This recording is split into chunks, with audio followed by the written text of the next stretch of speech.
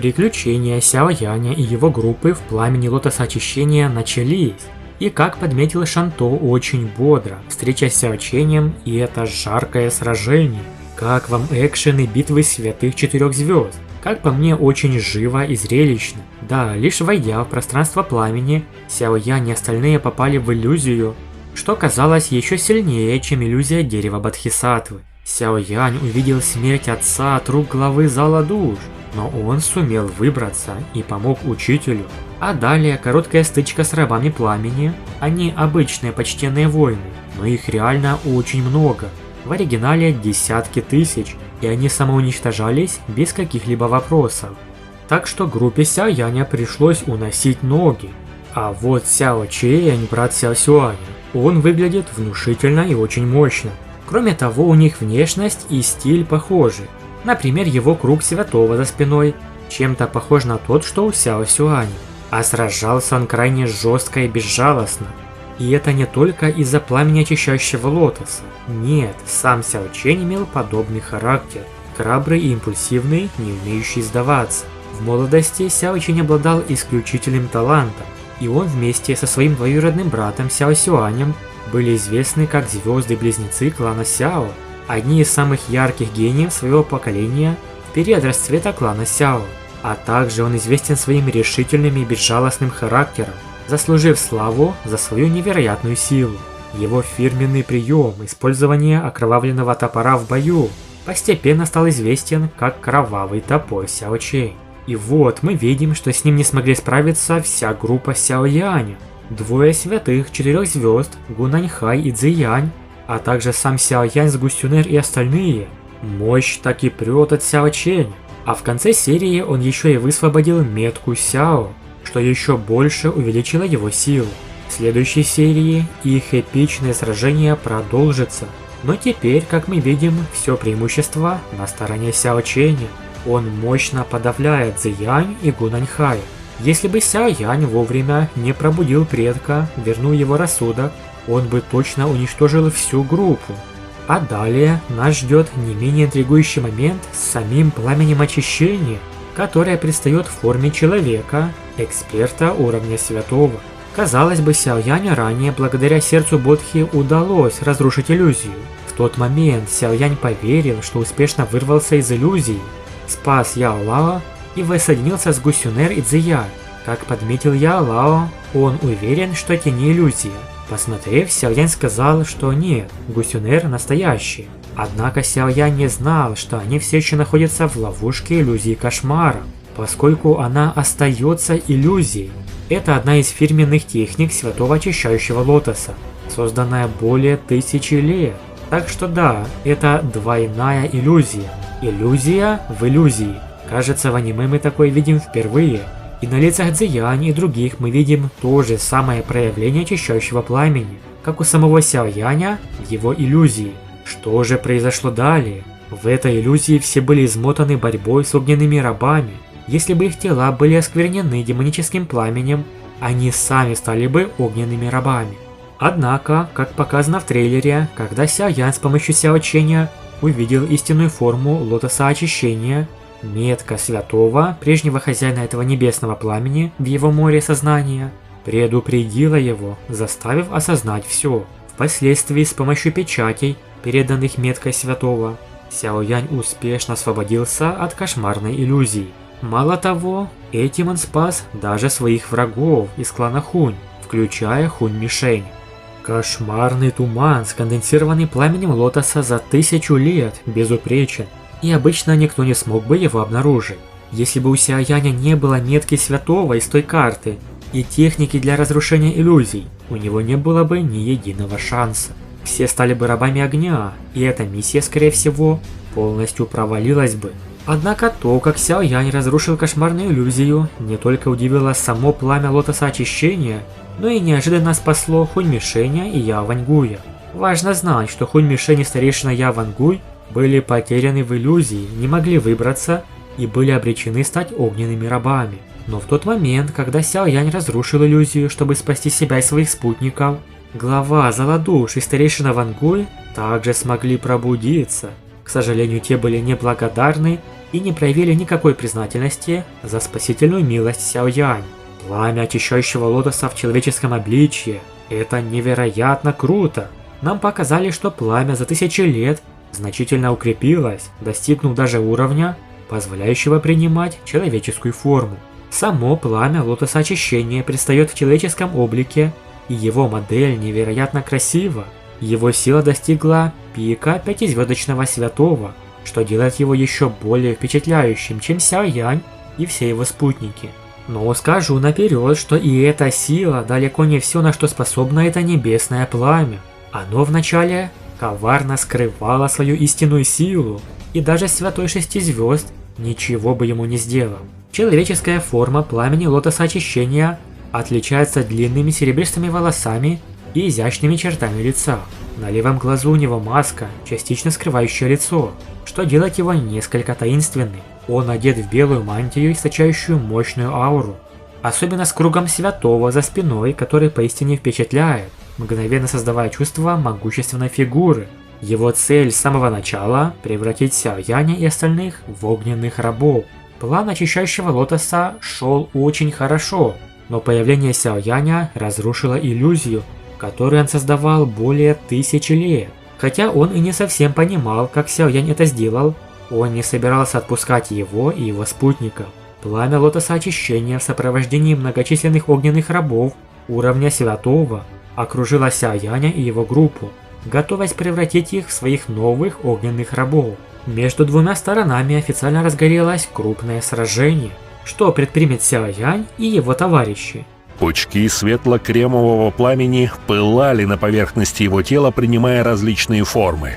Ни крохи ауры не исходило от него, но он казался весьма странным для группы Сяо Яня. Когда все эксперты поднялись наверх, человек наконец открыл глаза. На его лице появилась улыбка, которая и изумила всех. «Вы сможете получить эссенцию демонического пламени, если одолеете меня. Иначе вы все навсегда останетесь здесь и станете моими рабами». Голос вызывал дрожь по всему телу. Эксперты клана Гу в своих сердцах испытали опасность. Этот человек перед ними создавал ощущение, что его вовсе не существовало здесь. Сяо Янь протяжно вздохнул. «Очищающее пламя демонического лотоса. Видимо, ты унаследовал все от святого очищающего лотоса. Иначе ты бы не сумел овладеть мастерством небесного тумана кошмаров до такого уровня. Я вынужден признать, что твоя иллюзия превосходит иллюзию древнего древа Бодхисаттвы, однако, независимо от реальности иллюзии, она останется иллюзией». Голос Сяо Яня эхом разнесся по пространству. Так, это была иллюзия? И Сяо Чэнь тоже всего-навсего весьма качественная, правдоподобная иллюзия?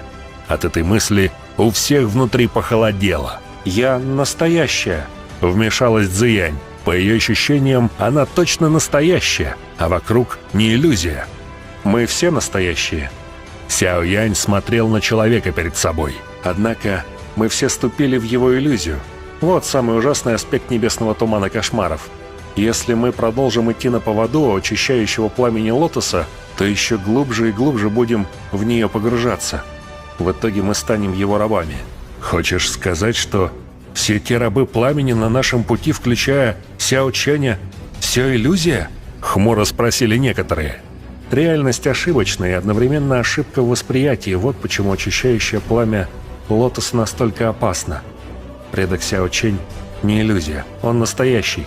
Покачал головой Сяо Янь. Он повернулся к старейшине и добавил. Однако большая часть его сознания управляется демоническим пламенем.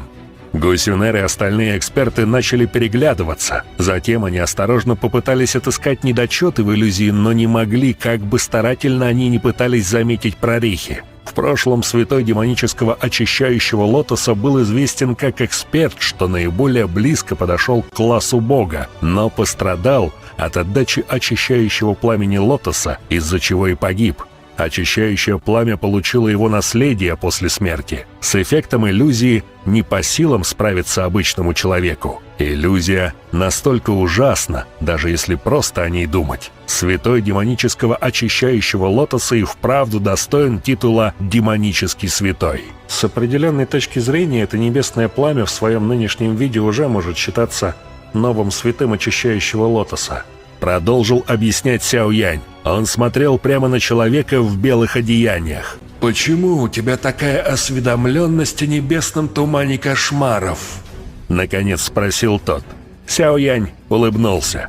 Причина, почему он все это знал, заключалась в том, что сгусток света в его голове из той самой карты дал ему эту информацию. Если бы не он, даже Сяо Янь в итоге умер бы здесь. Пока отпечаток святого не открыл ему глаза, он бы даже не подумал, что находится посреди иллюзии в небесном тумане кошмаров. Теперь понятно, насколько важно было заполучить эту карту пламени очищающего лотоса. Она не должна открывать местоположение пламени, ведь многие сильнейшие эксперты и так ощутили место появления его. Нет, она давала кое-что важнее — связь с предыдущим хозяином этого пламени. Пламя создавало свою иллюзию тысячи лет, не так-то просто ее разорвать. Если бы Сяо Янь не заполучил таинственный сгусток света древней карты, то все эксперты были бы превращены в рабов пламени, и даже зал душ не избежал бы этой судьбы. Мужчина в белых одеяниях холодным взглядом смотрел на Сяо Яня. Пучки пламени постепенно выросли на поверхности его тела, и температура разрушения окутала окружающую область. «Раз это иллюзия, как нам вырваться из нее? Нам он кажется, что не наесть настоящим», — произнес Яо Лао. Они попали в иллюзию, но человек из пламени сказал им, что они все равно умрут, если останутся здесь. Как бы оно ни выглядело, иллюзия есть иллюзия. Пока вы думаете, что он невероятно силен, его не победить. Его сила зависит лишь от мыслей наших сердец», — объяснил Сяо Янь. И это было правдой. После этих слов Сяо Яня пламя свирепо закричало и атаковало, превратившись в ужасное копье разрушительной силы. Но Сяо Янь велел: «Не выставляйте защиту Дао Ци и не защищайтесь. Относитесь к нему как к полностью бесполезному, иначе мы все умрем». И все послушались. Расслабившись, они убрали любую защиту Дао Ци и решили довериться словам Сяо Яня. Бам! Огромное копье упало с неба. Разрушительная сила окружила экспертов, однако пламенное копье исчезло в тот же миг, как только коснулось их тел, не нанеся никакого вреда. «Иллюзия кошмаров. Разлом». Сяо Янь сдавил кулаки, выдавливая каплю эссенции крови. Капля быстро потекла к кончику пальца, сформировав загадочный кровавый символ. «Печать раскола кошмаров! Как ты узнал об этом?» Сяо Янь соединил указательные пальцы вместе и активировал символ. Надавив на пространство, оно начало колебаться. Вскоре картина перед ними начала меняться. Они ощутили головокружение, как только пространство взорвалось. Перед их глазами появилось безграничное море магмы. Иногда из него ввысь взлетала струя светло-кремового пламени. Магма уходила за горизонт, как будто во всем пространстве только магма и существовала. В воздухе парило несколько горных скал. Эксперты Сяо Яня как раз-таки стояли на одном из них. За их спинами вращался огромный серебристый круг света. «Мы выбрались?» Оглядевшись, эксперты облегченно выдохнули. «Только не говорите, что мы все еще в иллюзии», — задал вопрос Яо Лао немного напуганным тоном. «Очищающее пламя демонического лотоса не обладает такими способностями», — улыбнулся Сяо Янь. Про себя же он облегченно вздыхал, как будто тяжкий груз упал с плеч. Ему казалось, что даже на душе стало намного легче, когда они вырвались из иллюзии.